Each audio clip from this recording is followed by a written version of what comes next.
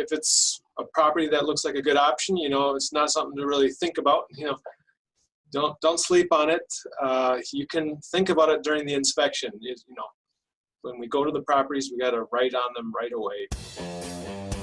Hello and welcome to Pillars of Wealth Creation, where we talk about creating financial success with a special focus on business and real estate. I'm your host, Todd Dexheimer. Now, let's get to it.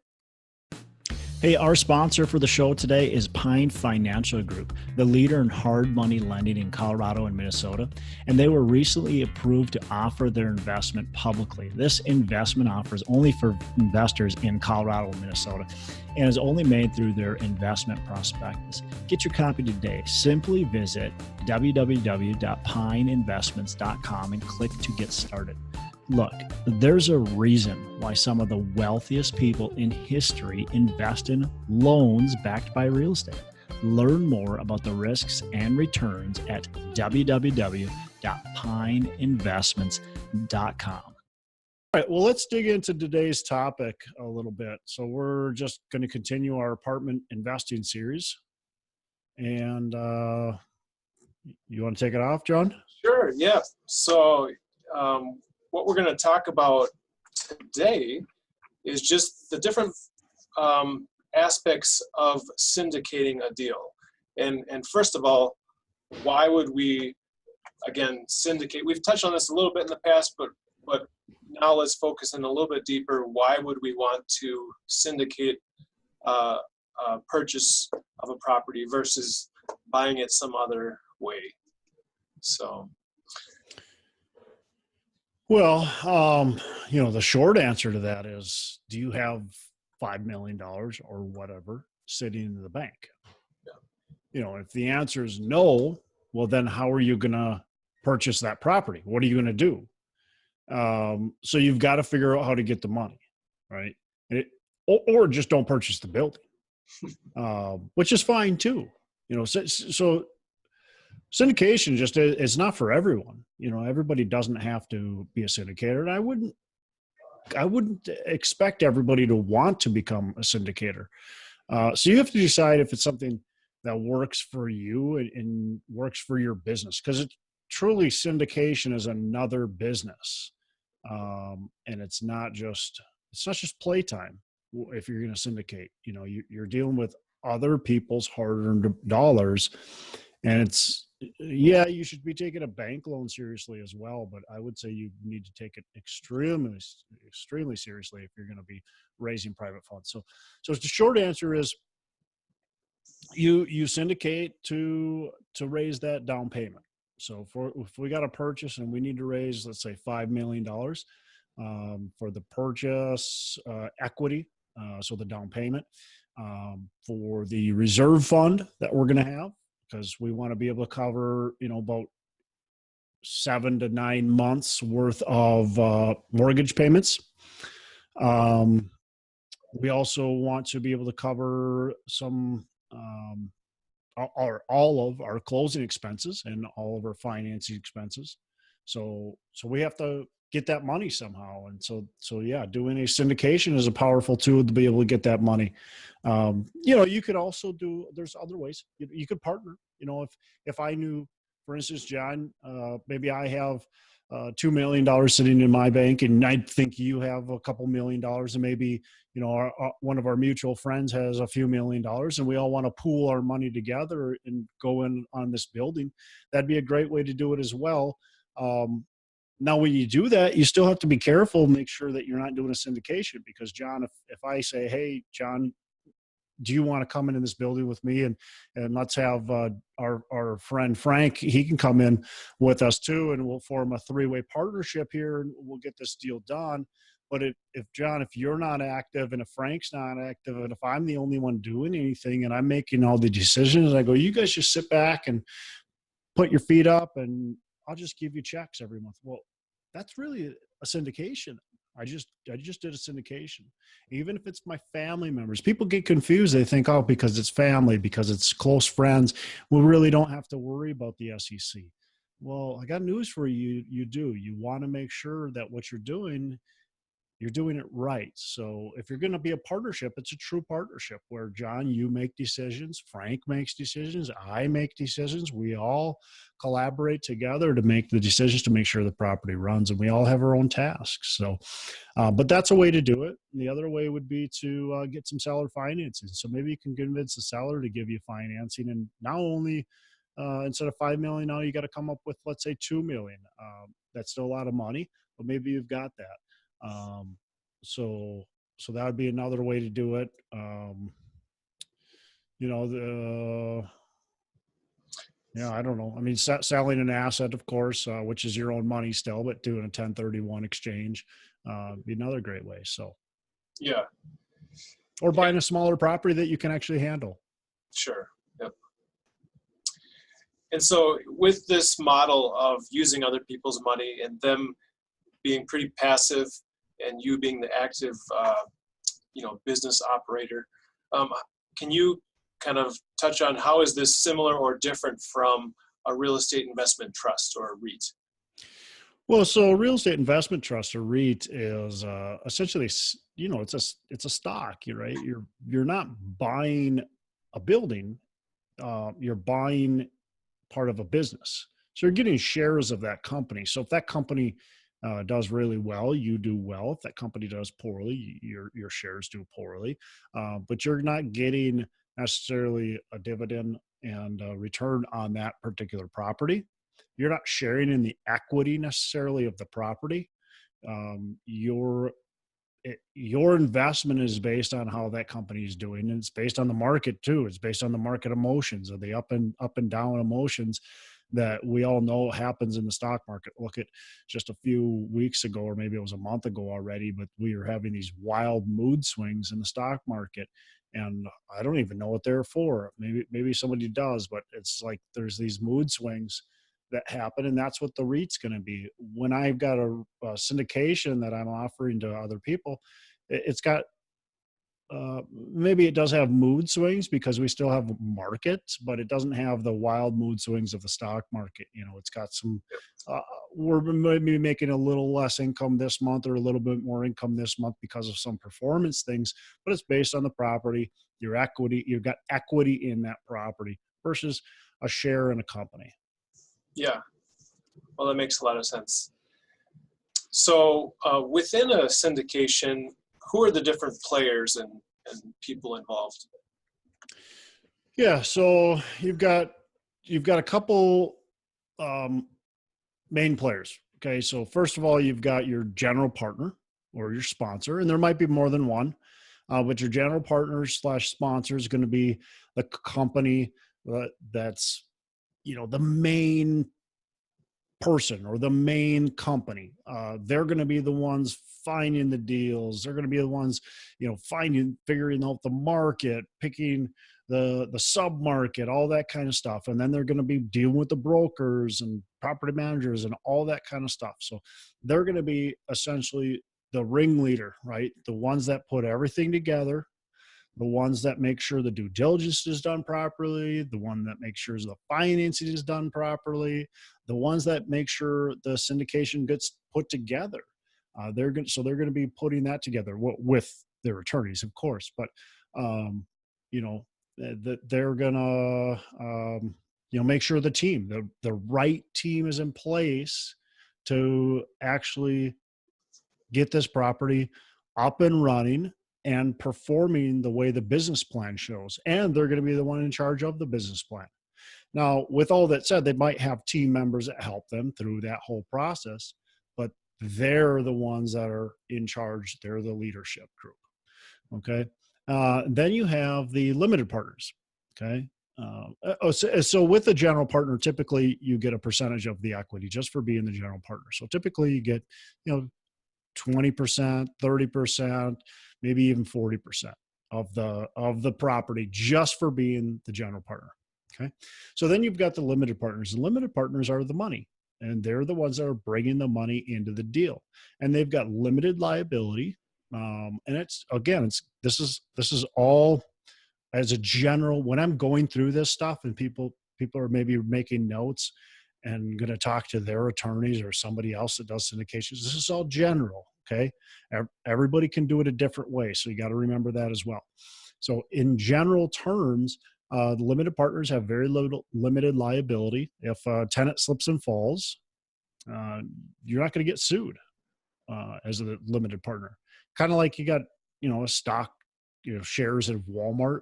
Somebody spills coffee on themselves, you don't get sued, but you do feel the financial ramifications of that potentially. Your stocks don't perform as well. Same thing with the syndication. If you get sued, you're not going to personally get sued, John, but you're going to see less of a less of a quarterly check or monthly check or whatever it's given. That's going to go down. So yeah, limited partners are the money people. They're going to get their return. And so typically all of the limited partners chunk together to do the down payment. Let's say that's $5 million like we used in the previous example. So $5 million equity. So whoever those people are, maybe it's 50 people. 50 people are going to make up the limited partnership, and that's going to get 60, 70, 80% of the profits. And you're talking about the equity and the profits at the end of any given period. Yeah, so you've got the monthly cash flow or the quarterly payout of the cash flow. And then you've got the sale at the very end or the refinance or whatever the strategy of the building is. So if you've got a sale in, let's say, 5 years, you get the benefits of that sale and you get the benefits of the cash flow throughout the deal. Yeah. And that gives you your return. Yeah.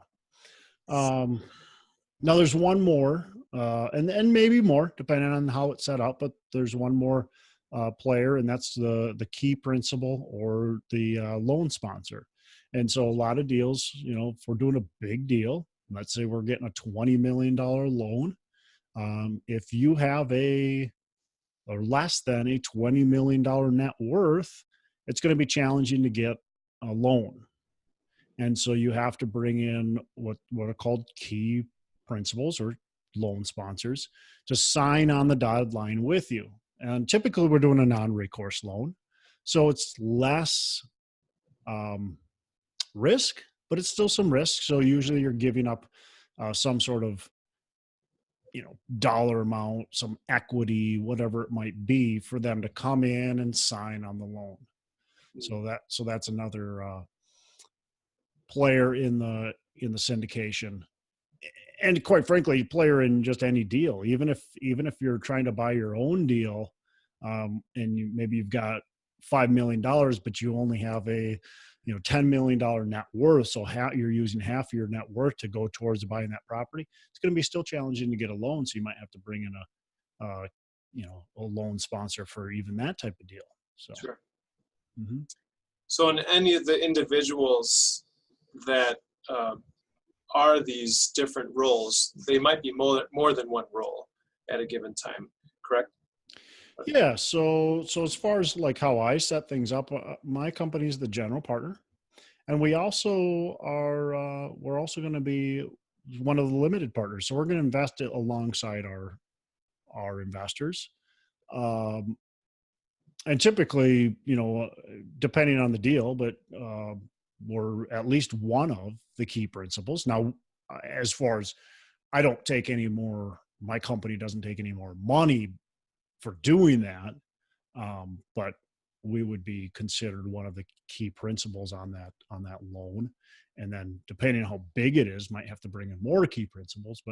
And a key principal oftentimes is a limited partner. Oftentimes they're bringing money in the deal. They believe in the deal, and then they go, "Hey, I'll sign on that deal as well if you give me an extra whatever, 2% or whatever it might be." Yeah. With a lot of the weight being on the general partner, I don't know where you might have planned to talk about this, but is there a succession plan should that person decide to move on, or if they pass away? What is the plan for who's going to replace that general partner after that time?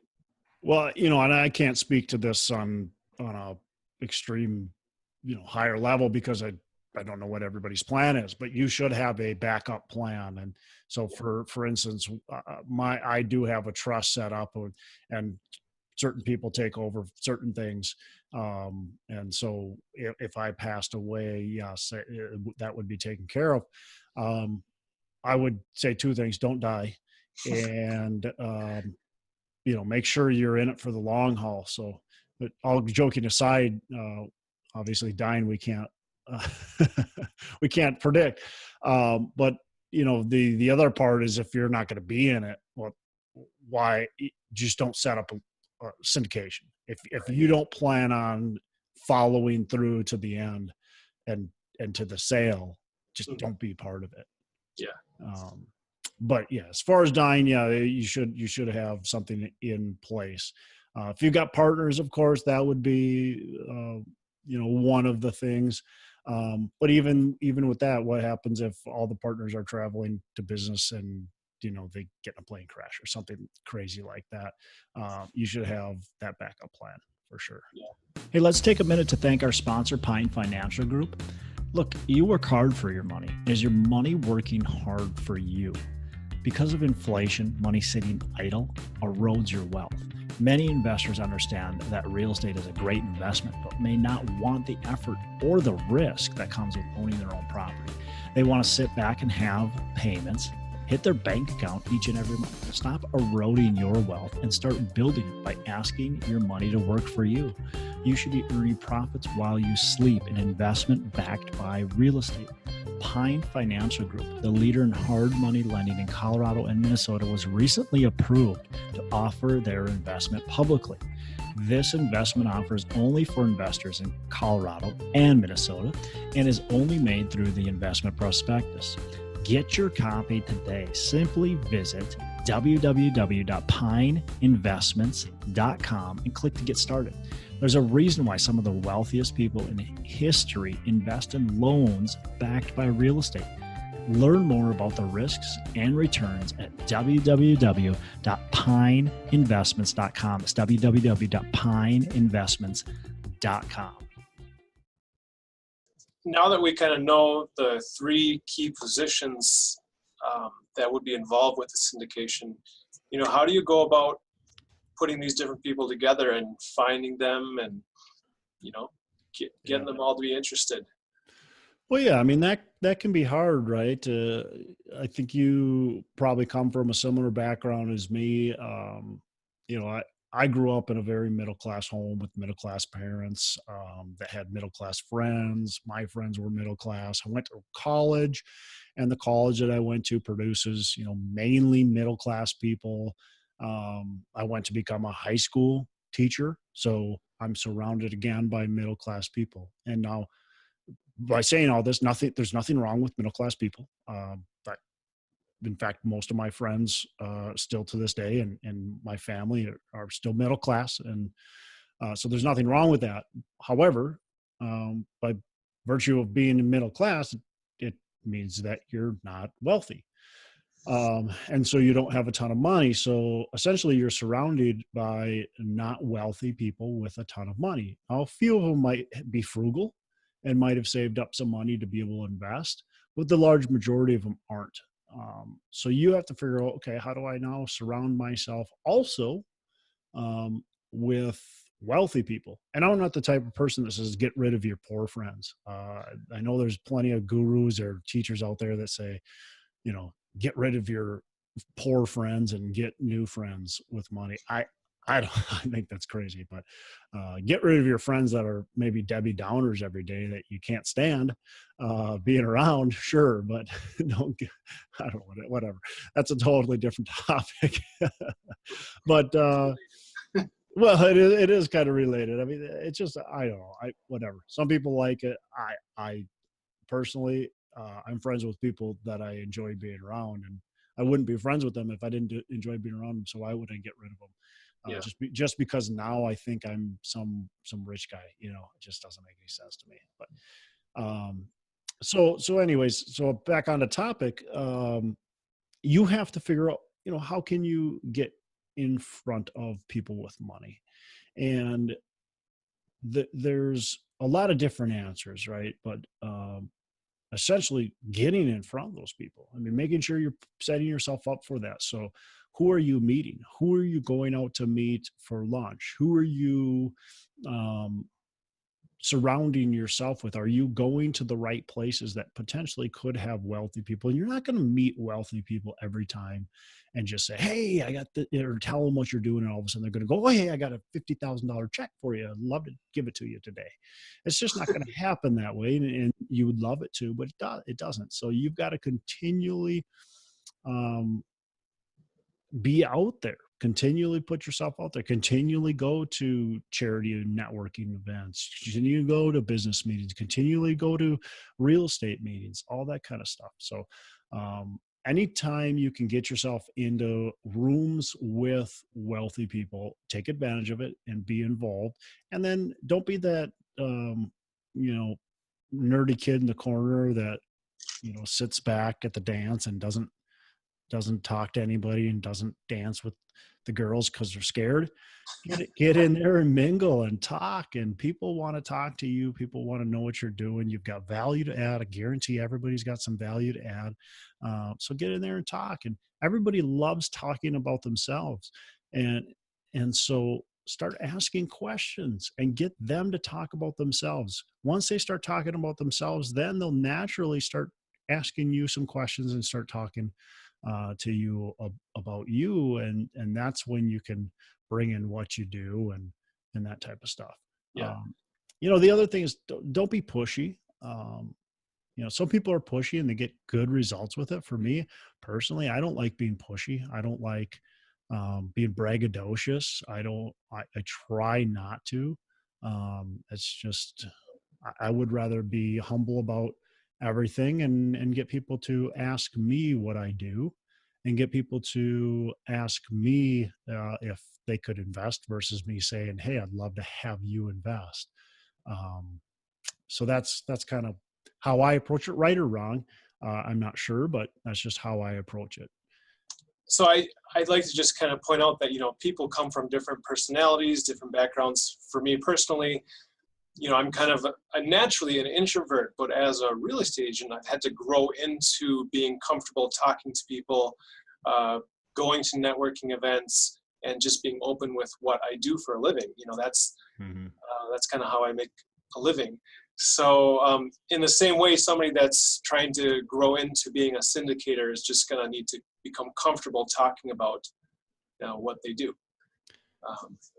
Well, yeah, I'm kind of a mix, so I maybe I'm a bit bipolar. I don't know. But that's actually, I shouldn't joke about that because people truly are. But for me, some days I just want to go to a meeting and don't want to talk to anybody. I just want to sit there and listen to what's being presented. I just want people to leave me alone. But you got to get out of that. So even if you do feel like that, at least go and talk to a few people, and that way you gain a lot more value. So at every meeting, I would suggest at least making a target, whether that's 5 people or 8 people. I wouldn't go much more than, 5 to 8 people, 10 at the most, that you're having real conversations with. And it depends on how long the conference is, of course. But if it's just like a 2-3 hour meeting, honestly, if you talk to 3 people at that meeting, you have good conversations with them, that's probably enough. So that to me then opens up, wow, I only got to talk to 3 people. Okay, I can do that. Versus when you go into a room and you go, okay, look around. I got to meet all these people in this room. I got to meet every single one. I got to spew my business cards out to everyone. That's the wrong attitude to go into it with. And then you, especially as an introvert, you're going to be intimidated by that. So yeah, I just think you've got to go into it with the mindset of that's your goal. When you go to a meeting, you're not going to learn the content at the meeting. You're going to meet and network with people, and just choose a small number, choose a number less than 10 and pick that, and then meet those people and have good conversations with them. So. Yeah. I was going to say something very similar. I've gone to a few different networking meetings, and I see some people leaving and they say, oh, I've already heard this content, I'm just going to go away. I'm like, don't you realize that the purpose is to come and meet people? And how many business cards are you walking away with? How many connections are you making? So Yeah. say one other thing I thought would be good to touch on here. If somebody's brand new to this syndication idea, one thought they might have is that, why can't I just advertise and put a ad in the newspaper that, hey, I'm looking for money?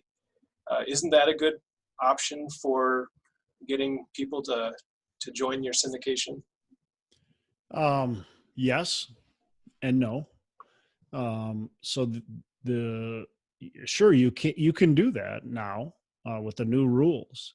You have to know what you're doing and get it set up properly, right? You have to do a 506c offering. You have to do in Minnesota, you can do what's called a score offering or a Minvest offering. So these are different types of offerings where you can publicly post something similar to what you're saying. Now, the problem with that, though, John, is if you're brand new and you don't really know what you're doing, to try to do something like that, I think is going to be challenging. So I think you really need to have your own network. I think those are better served for people who actually have been there and done that. I think it's going to be challenging if you're brand new to do something like that, to raise, especially if you're doing $1 million plus raise and you're trying to get it all from strangers. I think you're going to struggle mightily. Yeah. With that, I talk a lot with Zach Robbins, who's one of kind of the leaders of the Minvest and the crowdfunding in Minnesota, and Zach, we've done several raises in the state of Minnesota, and I think they just broke the $1 million barrier, and that's with many raises, not just one. So you think about it, it took them, I think that was enacted about a year ago. It took them a year to get $1 million raised through several different raises. It's successful, which is awesome, but just shows that there's challenges too if you don't know the people. So yeah, you really have to get out there and network. And the other thing too, with there's people that are introverted. We're in a beautiful era for people that are introverted, because Facebook is awesome. Podcasts are awesome. LinkedIn and just whatever, any kind of social media, get your blogs out there, start writing, start go on to Bigger Pockets and the other real estate networking sites, and just start writing and start giving your positive opinion about things. And, get involved in a couple podcasts. You can get involved in podcasts where they don't even record your face. So you don't even need to, you just need to talk. And that's so much easier than actually being in a group. So today's age is actually not too bad for introverts, where you can get out there a little bit more. So that's the other thing, whether you're introverts or extroverts, is just get your name out there, go onto the podcast, do all that kind of stuff and start getting involved. So the more involved you be, the better. Yep. Yeah. So definitely, getting out there, and then, understanding that this topic is governed by the Securities and Exchange Commission. So that's why we're, those different rules that you were talking about, those different offerings you were talking about, that's the body that governs this. And that's why, unless you register and unless you follow those protocols, you can't just pull out an ad just out of the blue and go after that. Yeah, exactly. You've got to know what you're doing, and whether you're going to go public or not, or private, you need to be sure that you are using a securities attorney. I mean, that's very, very important to make sure you're using a securities attorney, and make sure you're doing things above board, because the last thing you want to do is have the SEC breathing down your neck and trying to figure out what you're doing right or wrong and put you in jail. I mean, that would be even worse. But you want to protect your money, your investors' money, and make sure you're doing it right. So syndication is honestly, we talk about this topic because it's part of real estate investing, and I just caution anybody that's going to do it to make sure you're prepared to do it, to make sure you learn about it. And there's other material out there that you can learn a lot about it, and just continue to learn and before you just go about doing it. And personally, I like it And I think it's best if you've done your own deals and you have had your own money in the deals. And then while you're doing your first syndication, have your own money into that first syndication as well. So it's just to be taken extremely, extremely serious when you're dealing with other people's money, to make sure that you can truly treat their money with the highest regard, better than yours. So, yeah. Well, very good. I think that kind of covers the topic that we wanted to cover today. Are there any final thoughts to kind of summarize it? Well, a couple things on we talked about networking. The one thing I think I didn't mention is, volunteering. Go out and get involved with, charities and organizations and stuff like that. And there's going to be wealthy people in there, people with money, and not necessarily that should be, if that's your goal, is just to go there and, get investors' money. I just wouldn't do it. But if you're going there for the greater good of the organization and truly give back in a positive way, you're going to get that benefit, plus you'll gain the trust of others and potentially get a few investors or at least connections that'll be positive. So, and the very last thing I would say is, don't write anybody off. People can be very unassuming. Two of my favorite investors, or I shouldn't say favorite, but two of my investors that I like and respect a lot and who I've had as investors for quite some time, they're just very unassuming. They drive the older cars, they live in the modest house. They're just your typical middle-class person. You never expect them to be investors, and they're just fantastic people. And actually all my investors are fantastic people, but it just, again, you just don't assume something. Just don't blow people off just because you think, they don't have money. Build those important relationships. Even if they don't invest, the worst thing that's going to happen is you're going to have a good, valuable relationship, which is what life's all about. So, Yeah, you can really build some great relationships as you go about your business, Yeah. And if they don't have money, like I said, worst case is it's going to be a friendship, and or it could lead to other types of businesses as business opportunities as well. So, yeah. Well, that's great. Just to kind of wrap things up here for the listeners, if you are just checking in here for the first time, I'd encourage you to go back and listen to the previous episodes of what we call Hump Day Hustle. This is about the 9th or 10th episode in a series about apartment investing. And so we've gone into quite a bit of detail about all the different steps along the way. And if we covered a step and then we kind of missed one detail or a question that you had, we'd encourage you to comment right there, either on the YouTube episode or on Facebook. Those are the main two places you can comment on our content here. So with that, Todd, do you want to close us out? Yeah, absolutely. And the last thing is go on to, iTunes or wherever you're listening, subscribe and, give us a 5-star rating and review if you can. And I appreciate everybody listening, and make every day a Saturday. Hey, thanks for listening to the show. A couple things before we go. Again, go on to our Facebook page, Pillars of Wealth. We'd love to have you on there. Go on to iTunes, give us a rating and review, and subscribe to the show. Also, don't forget, reach out to me if you want any help with potentially growing your business, and reach out to John Stiles to help you buy or sell real estate. Thanks for listening. We appreciate it. Have a fantastic the rest of the day. And as I say, make every day a Saturday.